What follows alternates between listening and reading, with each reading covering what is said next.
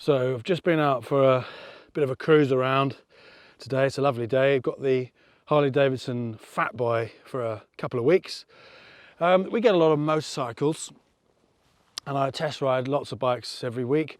Sometimes we do it from a dealership where we've got it for 2 or 3 hours, and that's fine. But often we get bikes for a week or two, and normally we do the test ride, we do the filming, etc., and put the bike away, and there it stays till it's collected. But sometimes we get a bike that we absolutely love, and this is one of them. The BMW R18 Classic was another.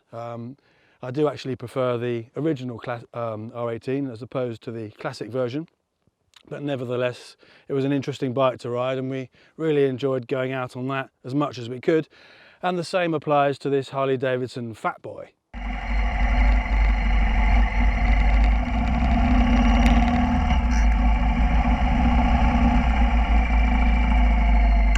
The great thing about cruisers like the Harley Davidson Fat Boy is that you can really enjoy the ride. It's just as much about the journey as it is about the destination, and that's what Harley Davidson say in a lot of their promotional materials, and that's very true.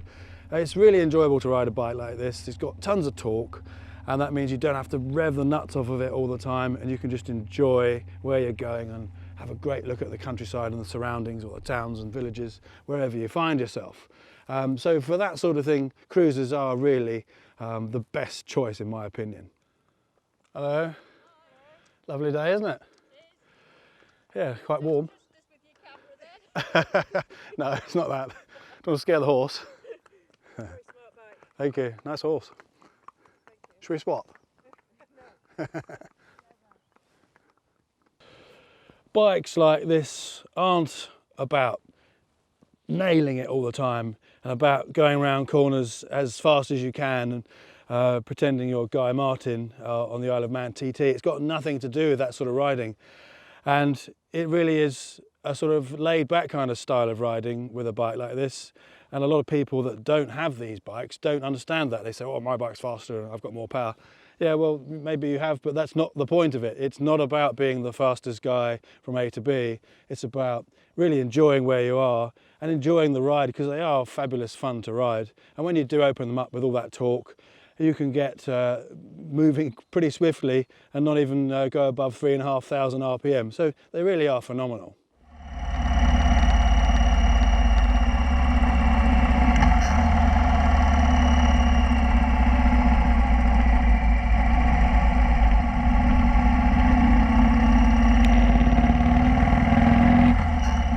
As I said in our review of the Fat Boy, it really is a very involving ride, and with these big fat wide tyres you feel the terrain more than you do on a lot of the other Softails, and it's sort of, particularly when the road is sort of uneven and badly surfaced, but that makes an enjoyable ride, and you're kind of at one with the bike and you're at one with the road, and you've got to be, you know, on your toes unless you're going slowly. It does keep you awake. It's a nice involving ride, and involving rides, as I said before, are great fun. Come on. Hello, boy. Hello, boy. It's all right. Come on. Yeah. There are some new things coming with the channel. We're not going to announce those till it actually happens, but there's been a bit of delay, so we're kind of a month behind what we had planned to do. One of the things I can talk about now that we're adding to our channel, and that's on top of the things we ordinarily do, is that Darcy is doing his A2 licence, and today he's doing his CBT, which stands for Compulsory Basic Training. So if you don't know, if you're from another country, in England and Europe we have this ridiculous tiered licensing system with 4 different motorcycle licences that you can get. Pretty much everyone bypasses the first 2 and they jump in at the A2 licence, which basically means you can ride anything under 47 horsepower with a certain power to weight ratio. And then if you have 2 years continuous experience, you can take your A licence, which is the full licence. But most people don't do that. They sort of jump in right at the A licence, and they wait. They don't ride a motorcycle at all till they get to 24 years of age, and when you can take the A2 if you haven't ridden before that. So it's very complicated and very stupid. But it's designed to sort of allow progression, but it hasn't done. It's done the exact opposite. But anyway, Darcy's doing that A2 license, so he's on his CBT today, which is the first step, which you can do at the age of 18 if you're doing your A2. You have to be 19 or above. So he's doing that, and then he'll be doing the A2 license, and we'll be following his journey in buying a new motorcycle, which is going to be a Harley Davidson. And it'll have to be restricted so it meets the 47 horsepower requirement for the A2 license. So we're going to go into all of that. And Darcy's going to be doing lots of videos about the process, and once he's got the bike, about riding that bike in different places and vlogs and that sort of thing. So it'll be very interesting to watch.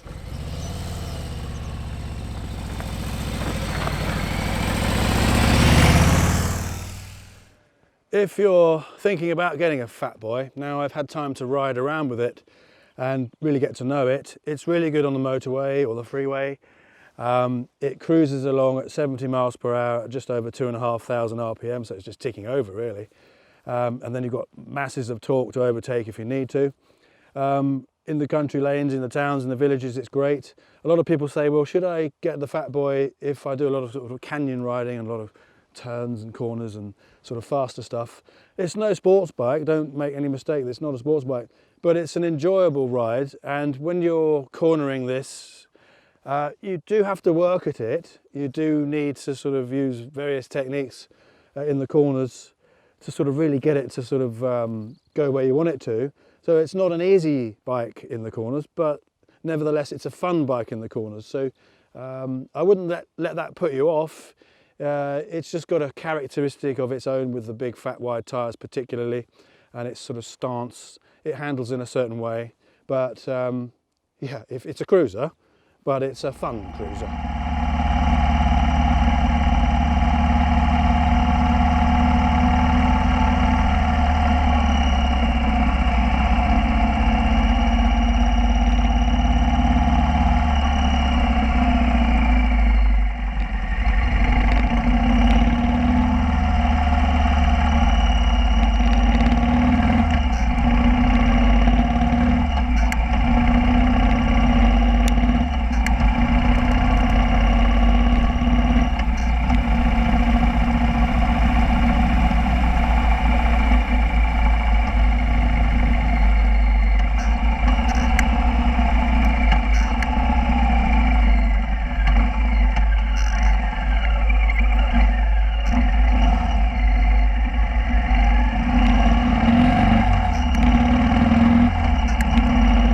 This Fat Boy comes with the standard pipes, as we went into in our review, and they are pretty subdued. You can hear the power of the engine, but you can't hear the exhaust very well.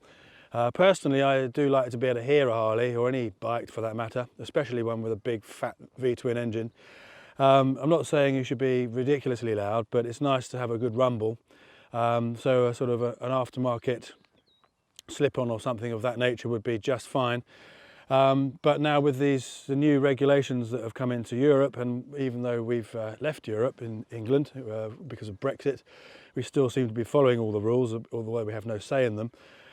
So then now the pipes are particularly quiet because you have to have a CO2 sensor in them, and you can't just change them as you could before. Or you can't stage one the bike at the moment, which is a bit of a problem because we really do like the sound of a nice V-twin, particularly.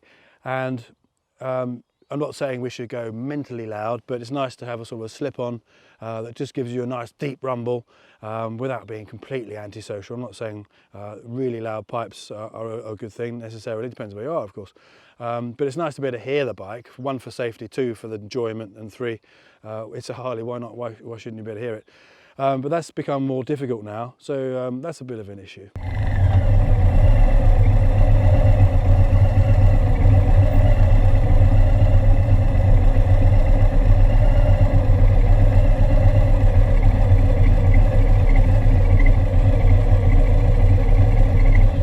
Another issue facing Harley-Davidson and other American motorcycle manufacturers importing into the EU is that the EU have slapped on a massive 50-something% tariff on imports.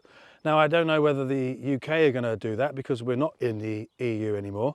We've yet to find that out, but that's a big blow because that's going to make Harleys and the likes very, very expensive indeed. They're already at the top of the price range, so with an extra 50% tariff, my goodness me, that's going to be almost completely a non-goer. Over the next few weeks and months, we've got lots of Harleys lined up. All the new Harleys are coming. We've been promised some bikes from other manufacturers as well, as they did last year, and then suddenly they go quiet on us again. So I'm hoping that that's going to happen. I won't say who they are, but that's going to happen. There are some Triumphs in the pipeline as well, some of the new Bonnevilles. They look really nice.